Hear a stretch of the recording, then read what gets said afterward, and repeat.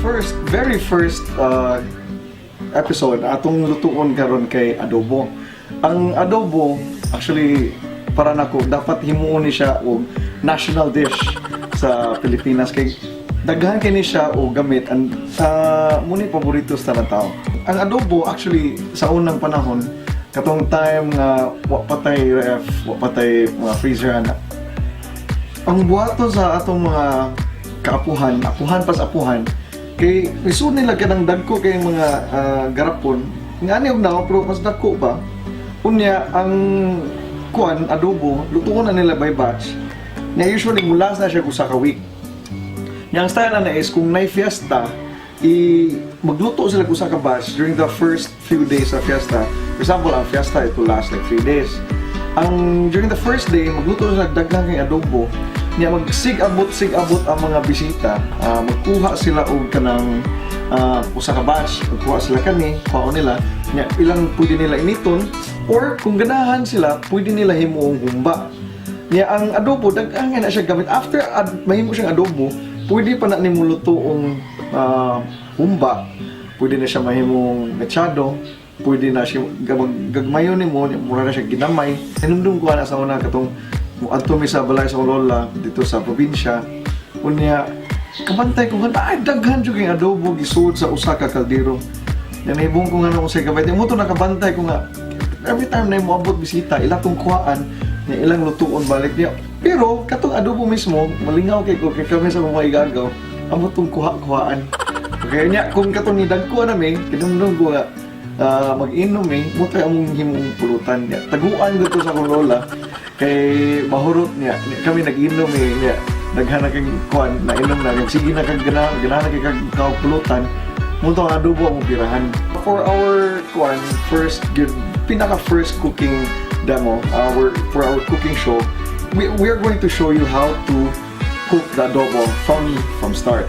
So kani what we have here is ipaslice din ako daan dito kung mo adto ka sa merkado pwede nimo ipaslice daan ang pigi mo paliton imong ipaslice daan sa imong suki nga butcher or tindero nga pwede mo ipaslice ko yung ani muna siya first then dadun mo diri sa balay. What you want to do first is you want to marinate. Okay, marination is very important because ganahan ka ang flavors mo tuhok. Okay, ang simple na jud kay ang marination upat ra ka ingredients. Of course, 6 with salt and pepper. What we have is soy sauce, vinegar, and onion and garlic. Okay, finely chopped. And then, of course, we use salt and pepper. Muna, ana lagi ka simple. So I'm going to show you how to marinate. You take this pork, okay, make sure it's thawed properly. Unya, first you put in the salt. Okay. Ang salt, it will help tenderize the meat. So there, we put salt. Ayaw ka ikog sa imong kuglingon nga, mahugaw imong kamot. Kung magluto ka, mahugaw yun na imong kamot. Okay na siya. You can wash your hands later. Okay? Salt and pepper, muna yung pinakauna. So naatay salt, naatay pepper, then butangan na ito soy sauce. Okay? Ang soy sauce, daghan kayo sa gini siya gamit throughout the course of the quad. Ato na siyang use for different mga dishes. Ang soy sauce man good, kuha ni siya sa East, muna gitawag na ito nga Eastern cooking, Chinese, and then we have mga kuan, siya nga na Malaysian to kuan. Kita Filipino, we love to use this as well. Okay? So, atong kuanon. And we have vinegar. Okay. So, mag-ugi din siya abli ha. Atong vinegar. Now, ayaw kay daghan na ang vinegar. Kaya ang vinegar actually, madaghan na. Sobra nimo. Actually, gamay ra akong ibutang. Tendency ana niya is ang meat mugahi. Okay? So, kamay lang dyan ang vinegar ibutang, more on soy sauce. Okay? Then we put the onion and garlic. Okay?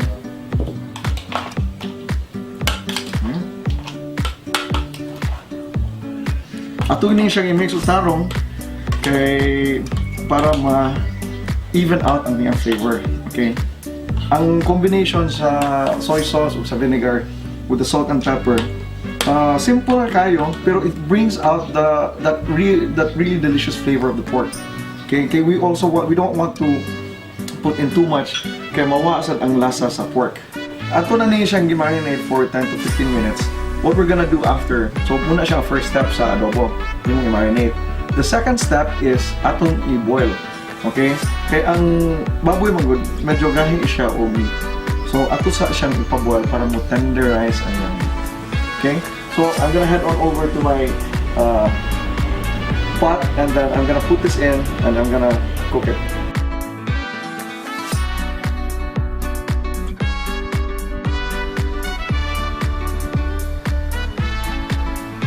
So kung mubukal na, pwede na ito pahinayan gamay ang kayo para mo simmer siya. Instead of boiling, mo simmer siya.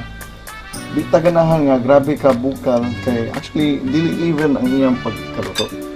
So, and then what we want to happen is we want to make sure that all the meat is submerged properly para sakto na siya pagka-tenderize.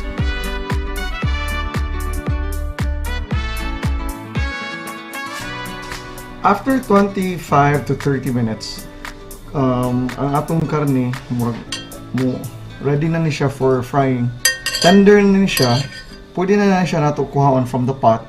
Atong ibutang og plato niya. Ato ni siyang i-prepare. Kaya ato ni siyang prituhon.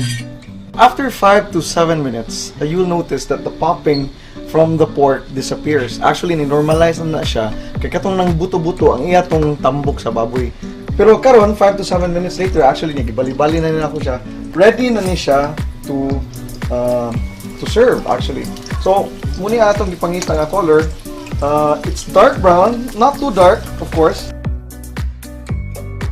What I'm going to show you is pwede na siya maluto further into another dish, okay? From adobo, pwede na nato lutuon into humba, okay?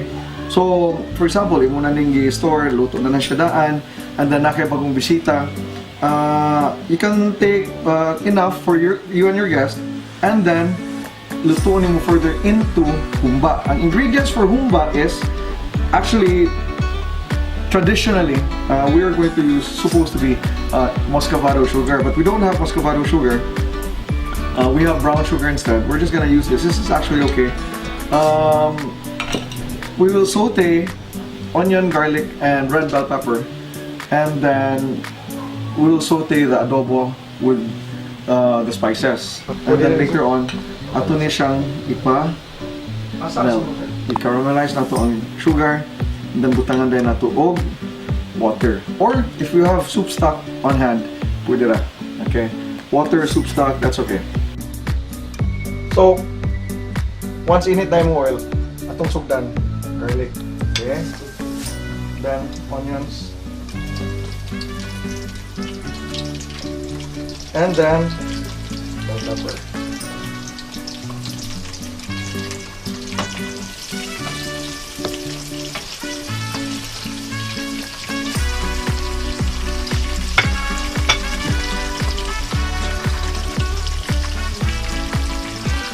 Atong huwaton ang onions na mo caramelize, okay? Just like the sugar, mo kuan ni siya, mo translucent ang color sa onions.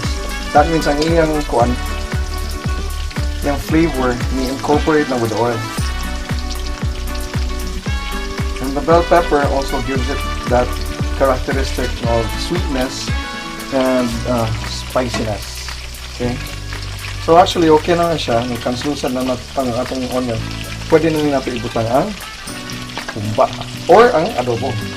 Alright? So, ato lang na siyang i-mix up na siya na to. Roll na to. Okay.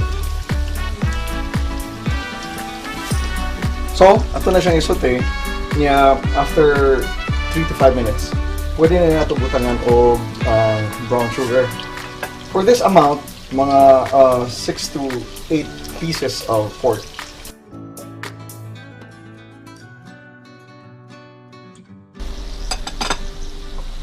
for today's episode, we are going to feature one spice. Muna atong gitawag nga spice of the day. Ang atong spice of the day is what we call, sa binisaya ni siya, muna gitawag sangke. Pero in English, this is what we call star anise. Okay. Grabe kini siya ang flavor. This is jam-packed with flavor. Even though nikaging na ni siya, pero grabe humut kini siya tanan.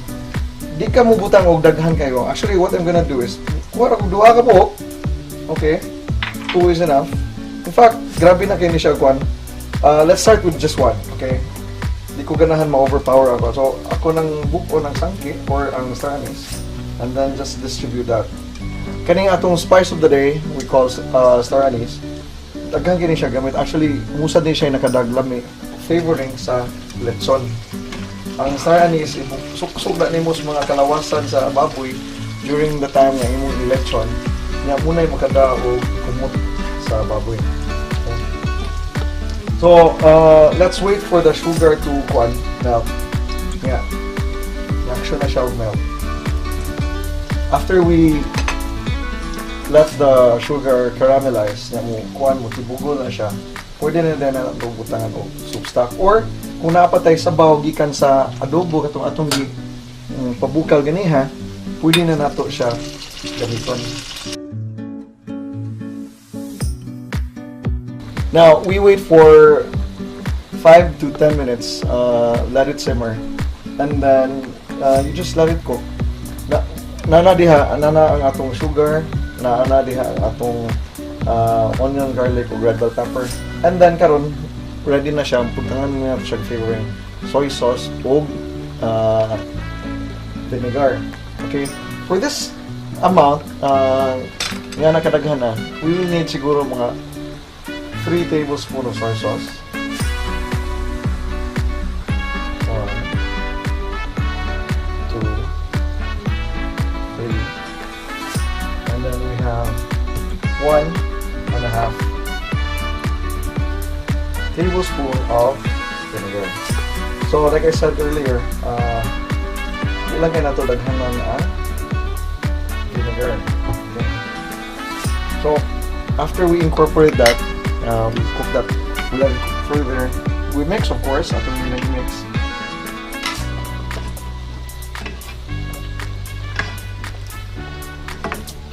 Okay, para mo kumot siya.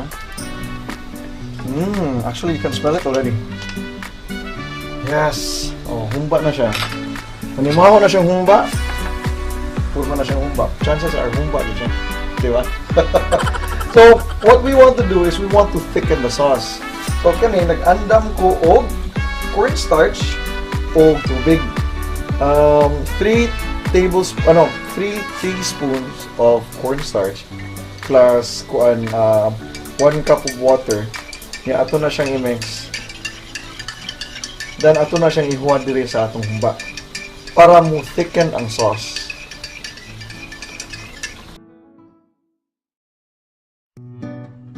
Para mo hindot yung sauce. And the cornstarch also gives it that effect na shiny siya. Hindot siya tanawan niya. Display na to. Ready na siya para serve sa guest. Ang mga guest madani gid sila, may ganyan gid sila. Kay thick atong sauce and shiny siya.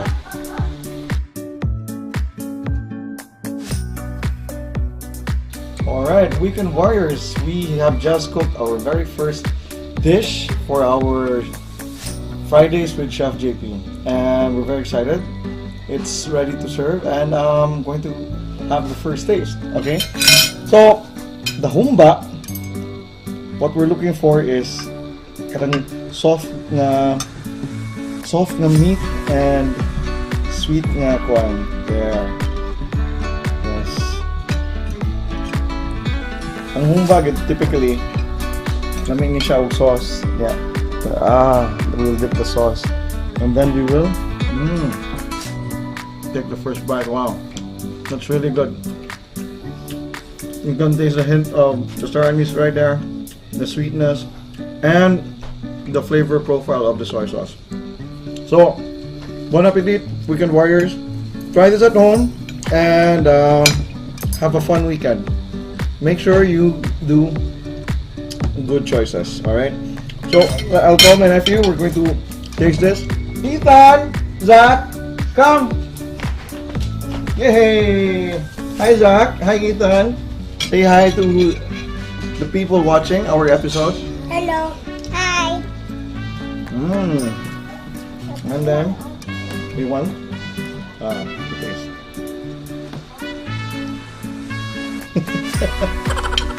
You like it? Wow, you're very wet. All right, so we'll get you back inside. And then thank you so much, Weekend Warriors. Thank you for watching Fridays with Chef JP. I will see you next week and have a fun weekend. Thank you.